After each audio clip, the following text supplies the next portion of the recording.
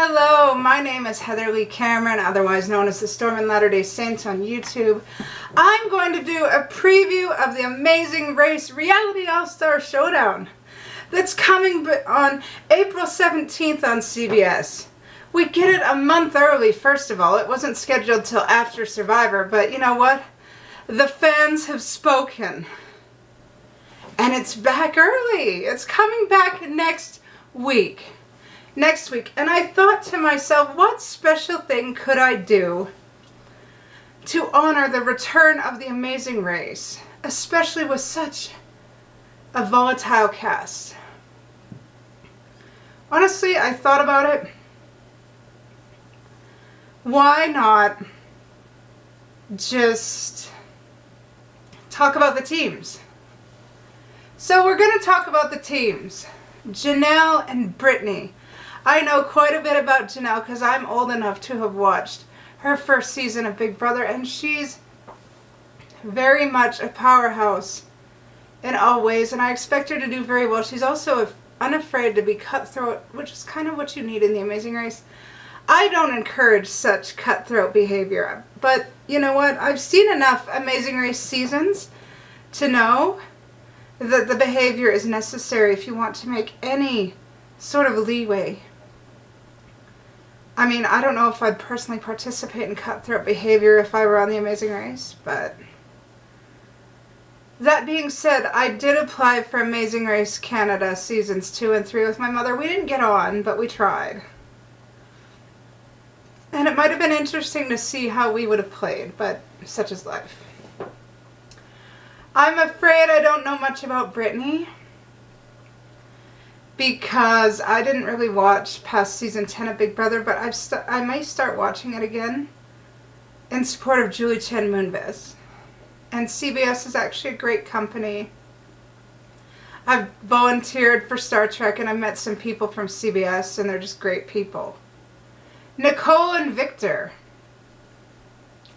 Honestly, I've seen bits and pieces of their gameplay, but I really don't know a ton about them. I just, Big Brother wasn't really my thing at that point. I watched it a bit, but I wasn't emotionally invested in it because there were some of the newer seasons that I really didn't like. Like, I maybe stopped watching around season 10 or 11. So I know the older players of Big Brother, but not so much the newer ones. Simply because it didn't feel as fresh, it didn't feel as clean, it didn't feel as happy as the older seasons. Rachel and Alyssa. Rachel, oh my goodness, I absolutely loved watching Rachel on Big Brother and her previous seasons of The Amazing Race. She is just a gem, and I am very curious to see how she and her sister will do, because it's always different doing the Amazing Race with a sibling than it is a relationship or a friend, because as a past Amazing Race contestant said, it was either Brian or Greg, the race doesn't stop people from being siblings. You don't stop being siblings just because of the Amazing Race. Relationships may break up, as we've seen many of the couples that were married on the Amazing Race are now divorced, which is very sad. Some aren't, but some are, and it's very sad.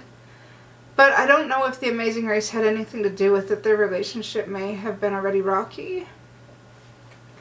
But siblings, they're siblings even after the race, so they have to realize that and understand that. They probably do, and they work on communication and behaving themselves, so they can still have a good sibling relationship. Sadly, I don't know if this is just a rumor, that Lisa and Joni had issues prior to the race, and there was a whole situation with that, and it was just very sad. Anyway, we've reviewed the Big Brother teams. Now we're moving on to Survivor. Chris and Brett. I really don't know a ton about Chris, but I absolutely love Brett. I think Brett is going to be the take no prisoners type of guy, and it'll just be very interesting to see Chris and Brett apply Survivor gameplay to The Amazing Race. They're not a bad team. I just don't know much about them.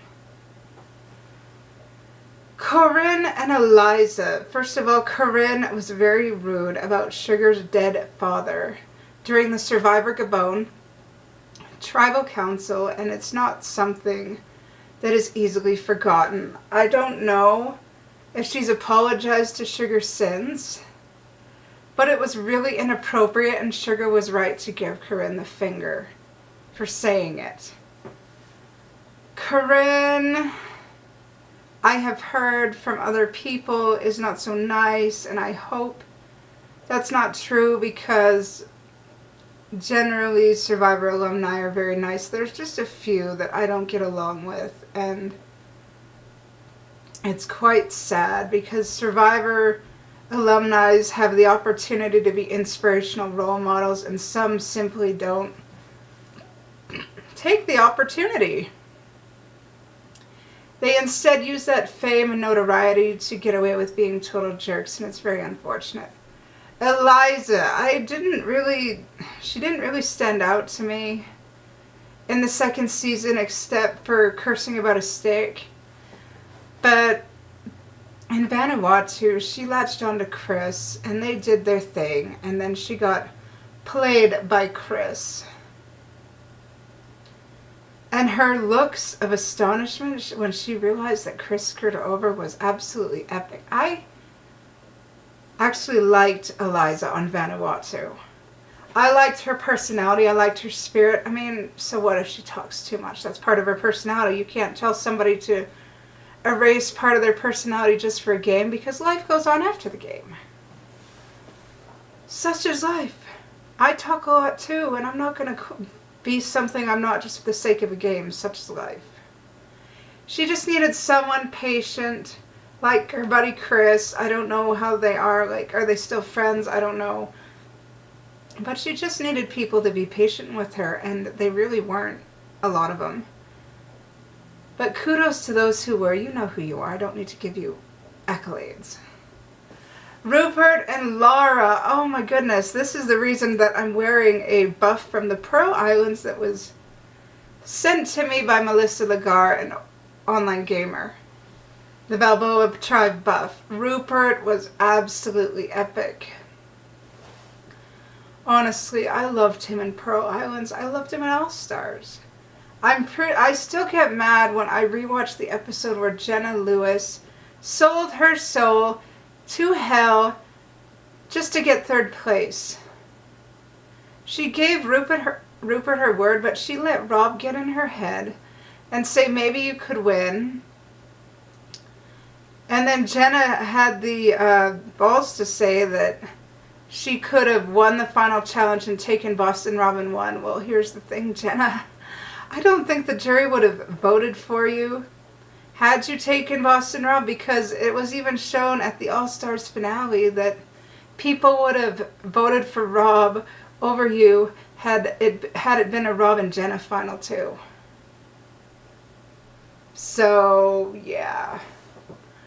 But you can think whatever you like. Anyway. Rupert is an absolute gem.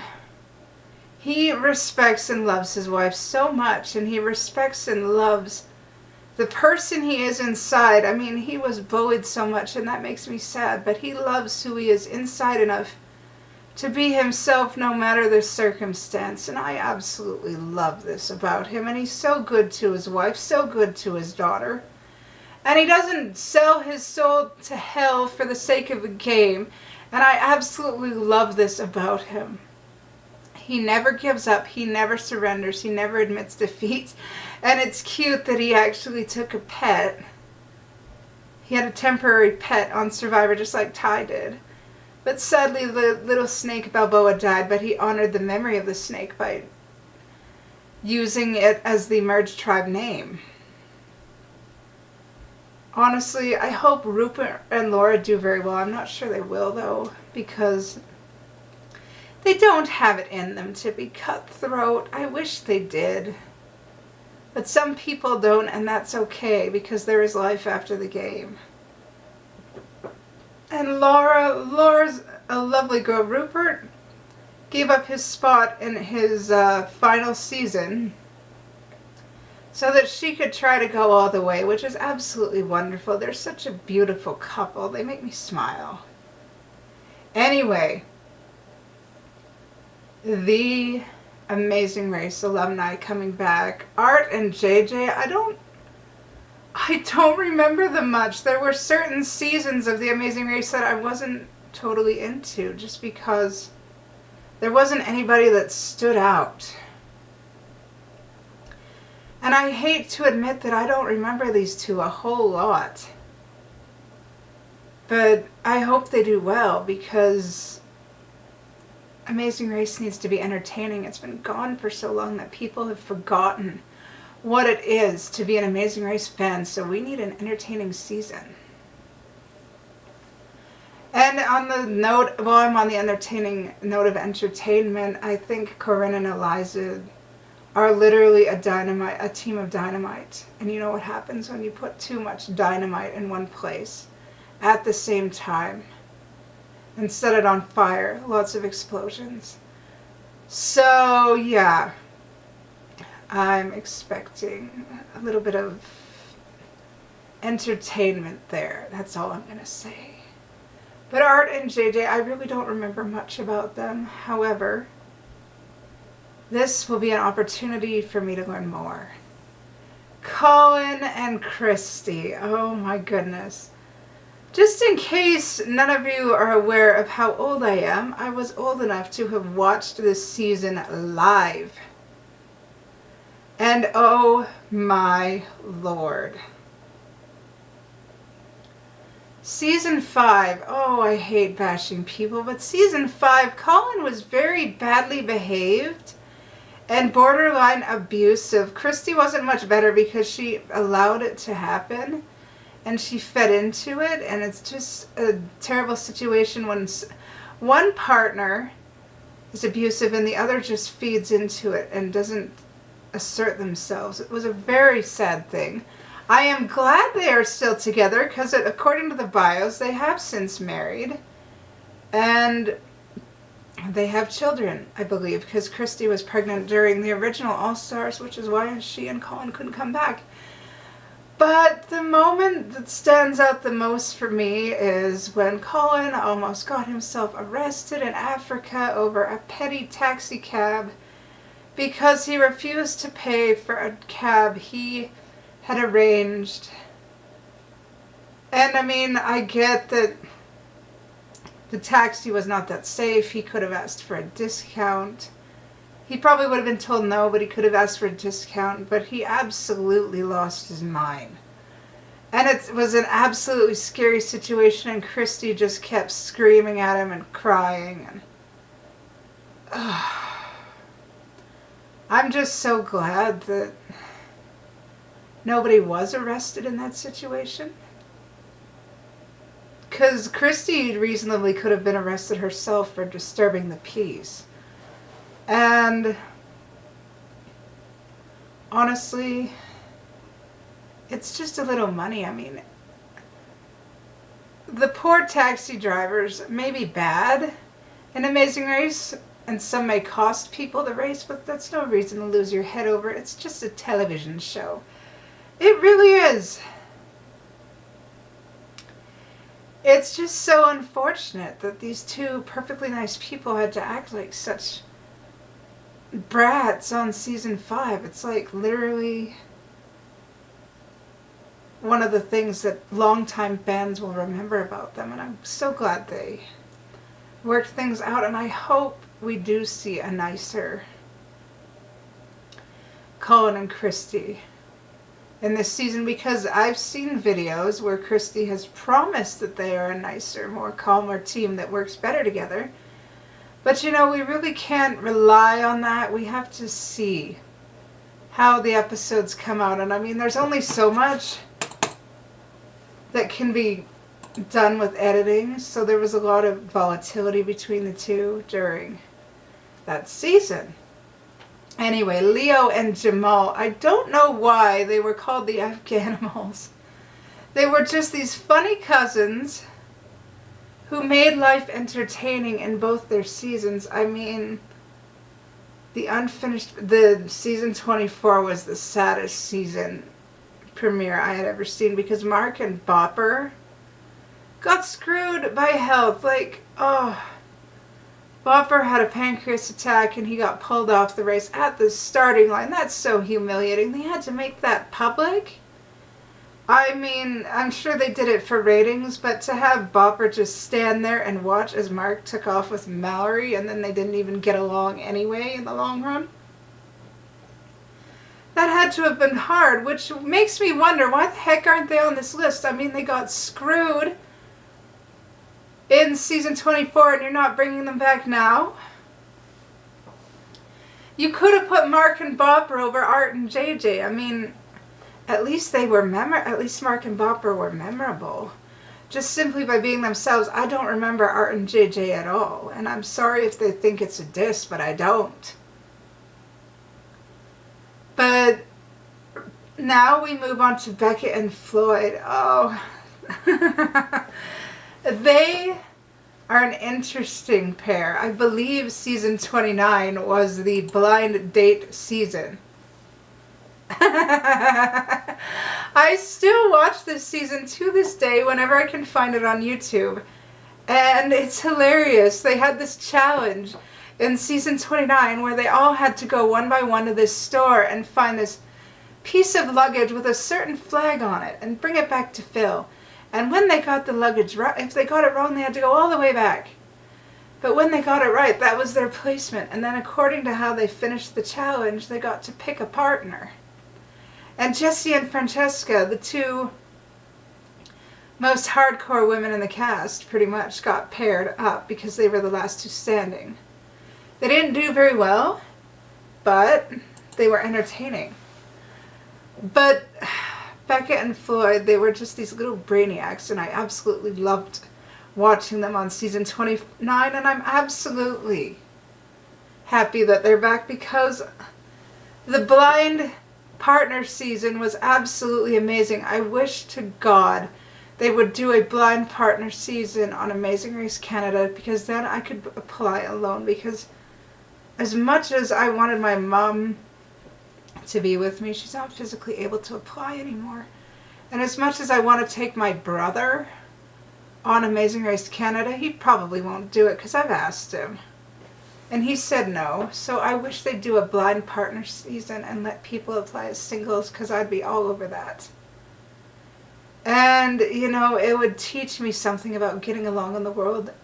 Being a freelance journalist, you have to know that anyway. So it would be very amazing. Anyway, Tyler and Corey. They're YouTubers and friends. Everybody's a YouTuber these days. Honestly, this is nothing special. Like, honestly. I don't remember them that much. I wish I did. I really just... I don't think I was all into season 28, to be fair. Because I said earlier on that there were some seasons that I just wasn't into. But I am a lifelong fan of The Amazing Race, and I have more funny moments and people I love than not. Honestly, I'm excited.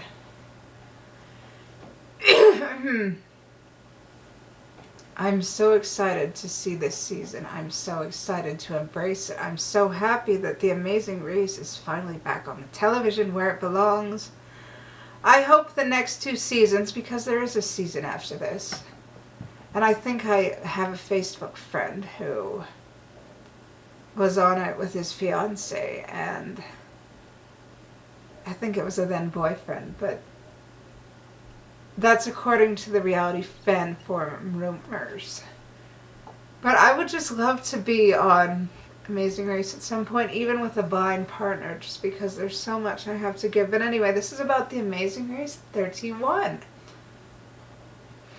Phil is very excited for it to be back because we all miss Phil. We all couldn't do without Phil. Phil Kogan is a staple in the lives of those who have been watching Amazing Race since its inception. in the early 2000s. I'm so excited for it to come back. I'm hoping to do more of these videos and give you play-by-plays, but we'll see. I'm not promising anything. But I'm really, really, really excited because I've missed Amazing Race. Survivor isn't what it used to be. It's changed. It's gone quiet. And that's just really sad. And Big Brother's gone quiet. I have watched BB Canada and it's not bad. But it's starting to feel a bit quiet. So I'm very happy that Amazing Race is back, and I look forward to viewing it with the rest of you next week. This is Heather Lee Cameron saying the world is waiting. As are we.